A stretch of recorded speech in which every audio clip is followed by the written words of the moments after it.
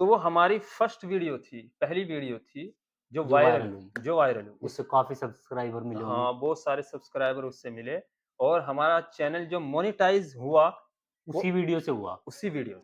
इम्तियाज़ जलील को लेकर एआईएम के नेता हैं, वो हुज़ूर के खिलाफ जो गुस्ताखी की, रामगिरी जो महाराज थे, उनके खिलाफ एक प्रोटेस्ट बड़ा प्रोटेस्ट करते हैं, काफ़ी लाखों की भीड़ आती है। उस पर कहते हैं कि ये राजनीतिक स्टंट है। नहीं, नहीं, मेरे ख़्याल से मौलाना महमूद मदनी साहब ने ये भी बात गलत ही कही और उन्होंने अपने बयान में कहा है कि अगर लोग मुझे ये कहते हैं कि हम राजनीति कर रहे हैं, तो ऐसी हमारे नबी की शान के लिए ऐसी लाखों कुर्सियाँ कुर्बान। जमीयत का मदारिस से कोई ताल्लुक नहीं है, पहली तो बात ये है, क्योंकि जमीयत काम करती है अवाम की खिदमत के लिए और मदरसे चलाए जाते हैं लोगों के चंदे से, जिसमें बच्चे तालीम हासिल कर सकें। लेकिन आजकल मुसलमान जो हैं ओवैसी को ज़्यादा पसंद करते हैं। मुसलमानों की आवाज़ भी उठाते हैं कहीं। आवाज़ भी बेबाक गुफ्तगू करने वाले एक वाहिद लीडर ओवैसी साहब माने जाते हैं। हेलो दोस्तों, स्वागत है एक और नई पॉडकास्ट में। जो आज हमारे साथ मेहमान हैं, वो है फराज रशीदी, जिनका यूट्यूब पर चैनल है। आपने देखा होगा उनका कहीं न कहीं वीडियो, जिस पर वो इस्लामिक वीडियो बनाते हैं। स्वागत है हमारे यूट्यूब चैनल अल्टीमेट ओपिनियन पर। जी, बहुत-बहुत शुक्रिया इफ्तिख़ार भाई, आपने बुलाया हमें, बहुत-बहुत शुक्रिया। जैसे आप अभी यूट्यूब बना रहे हैं, यूट्यूब पर वीडियो बनाते हैं, जी, तो जी। अभी फुल टाइम कर रहे हैं काम या पार्ट टाइम कर रहे हैं? थोड़ा-सा बताइए हमारे दर्शकों को।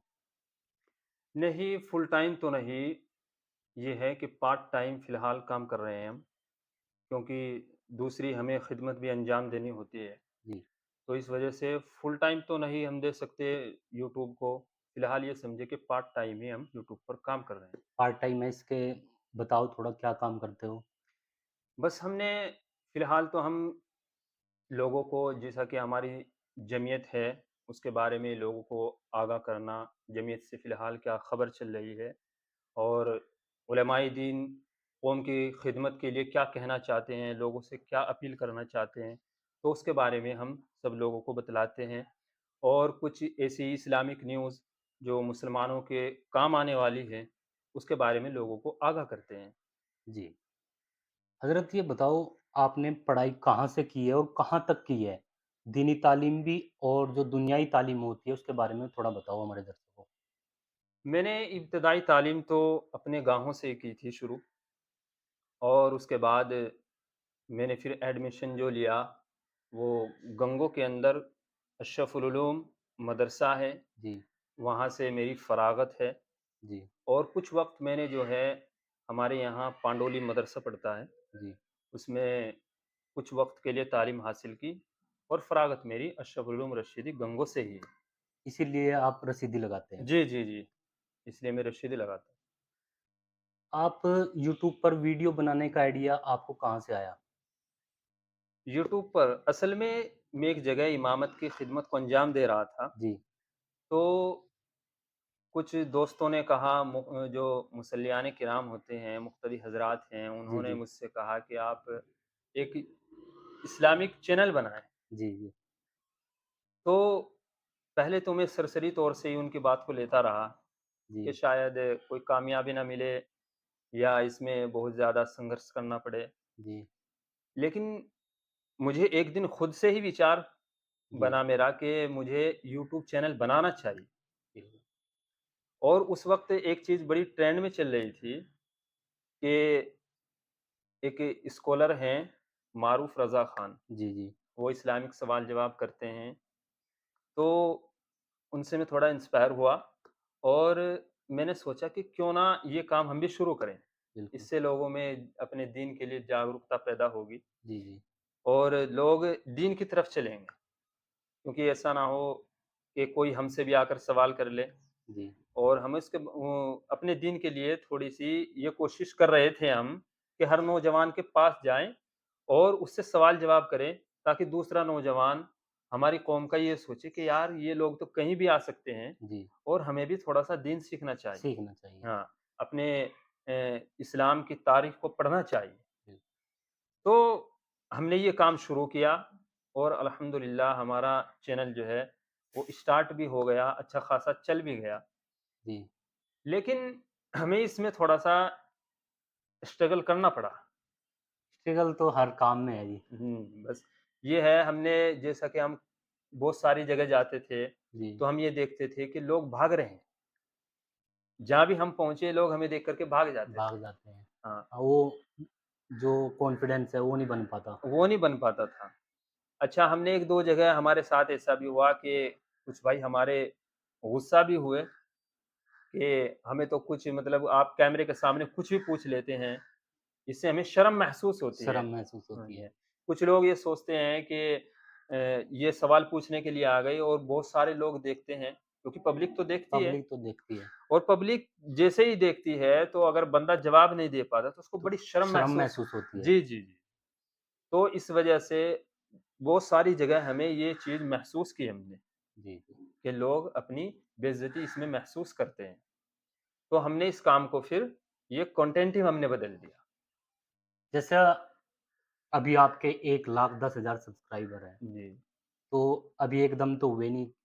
मतलब जो पहली वीडियो थी आपकी वो वायरल हुई, कैसे वायरल हुई? कैसे पता चला आपको? ये बहुत खुशी होती है जब कोई वीडियो वायरल हो जाती है, तो जी, ये जी, थोड़ा जी। इसके बारे में बताओ? जैसा ही हमने ये कंटेंट छोड़ा और हम दूसरी तरफ गए, तो हमने एक वीडियो बनाई जमीयत के हवाले से। जी, उस वक़्त जमीयत की तरफ से एक ऐलान था तमाम मुसलमानों के लिए। तो हमने वो ऐलान अपने चैनल पर दिखाया लोगों को, बताया इसके बारे में कि जमीयत मुसलमानों से क्या कह रही है, क्या अपील कर रही है। जी। तो वो हमारी फर्स्ट वीडियो थी, पहली वीडियो थी जो वायरल हुई, जो वायरल हुई। उससे काफ़ी सब्सक्राइबर मिले होंगे। हाँ, बहुत सारे सब्सक्राइबर उससे मिले और हमारा चैनल जो मोनेटाइज़ हुआ, उसी वो वीडियो से हुआ। उसी वीडियो से।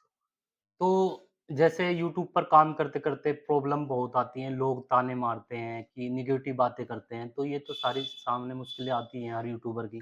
जी, जी, जी, हमारे साथ ऐसा हुआ लेकिन अल्हम्दुलिल्लाह अब सोशल मीडिया का दौर है जी, और हर आदमी जो बुज़ुर्ग भी हमारे नौजवान तो सब रहते ही हैं। बिल्कुल, अब सोशल मीडिया के दौर में लोगों का ऐतराज़ थोड़ा कम होता जा कम रहा हो है।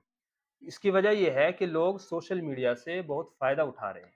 इसके नुकसानात भी बहुत सारे हैं, लेकिन फ़ायदे भी बहुत ज़्यादा है। बहुत ज़्यादा हैं।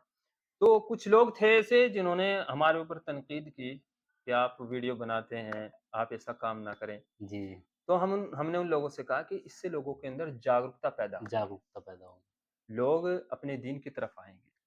अच्छा हमने कंटेंट बदल दिया, तो उससे लोगों को ये हुआ कि हम लोगों को खबरें देने लगे कि भाई इस्लामिक न्यूज़। हाँ, इस्लामिक न्यूज़ वग़ैरह होती हैं, जमीयत की, दारुल उलूम देवबंद और उलमाए किराम हमसे क्या कह रहे हैं, ये सब न्यूज़ हम लोगों को देते रहे।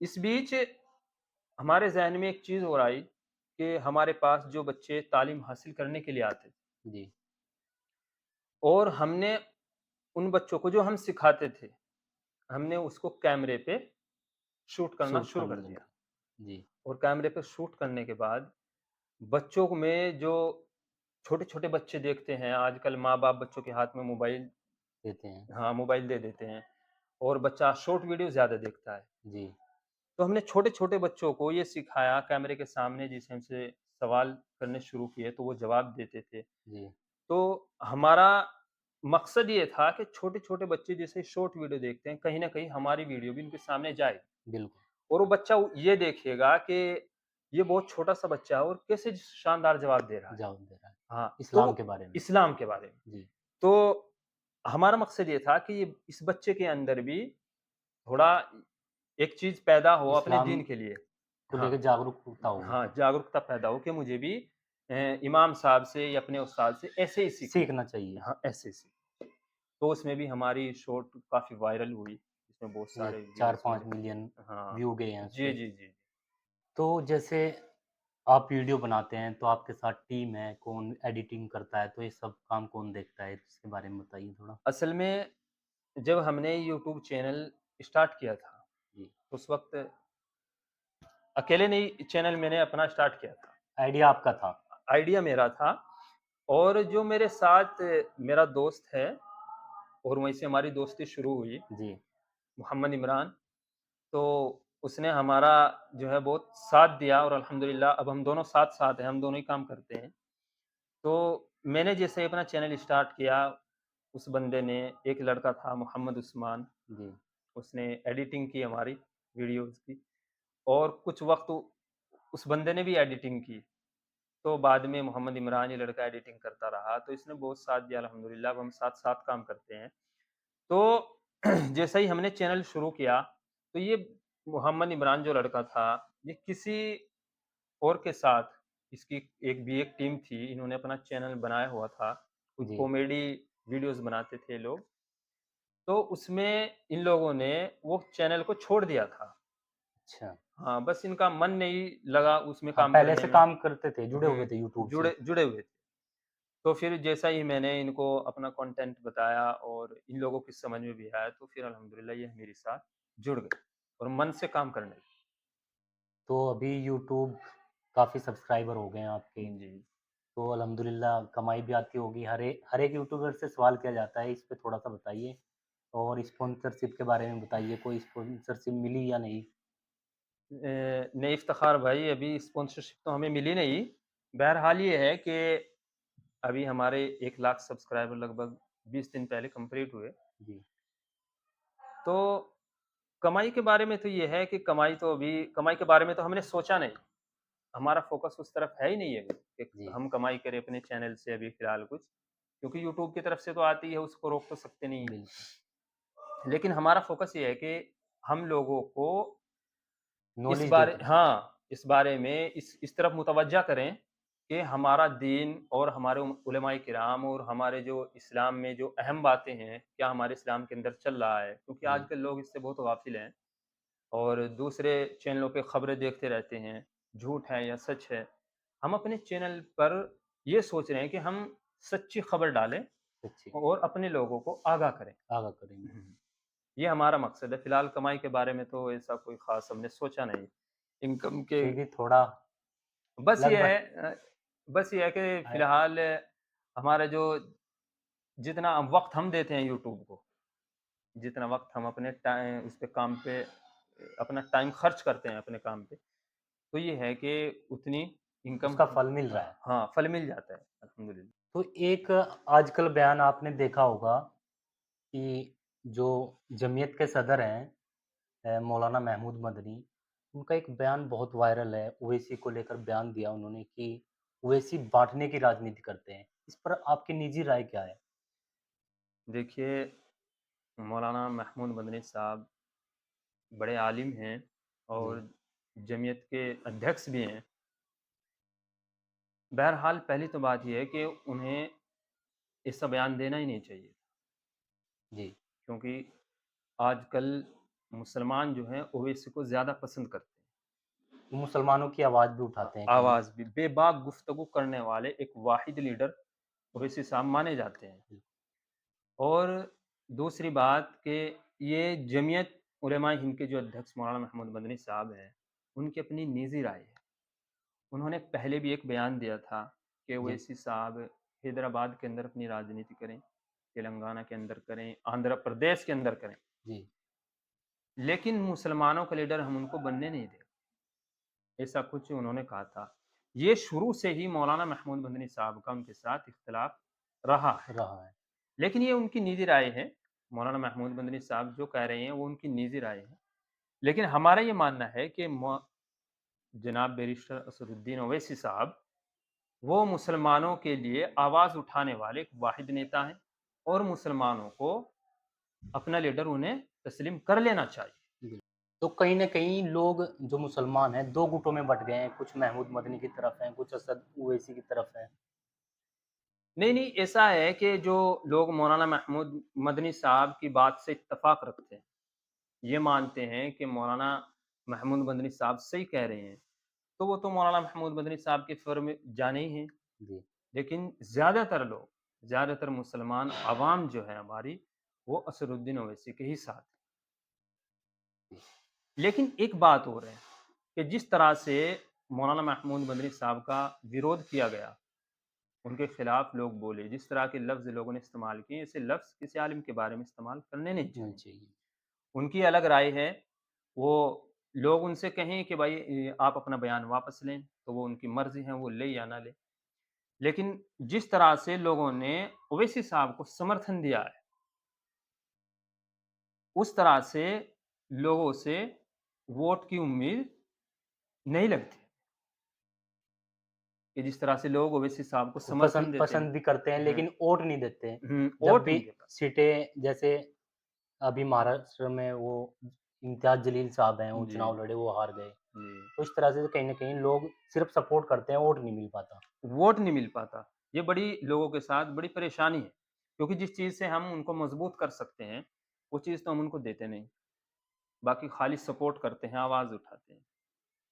तो ये कहीं न कहीं ये कमी लोगों के अंदर पाई जा रही है। पाई जा रही है।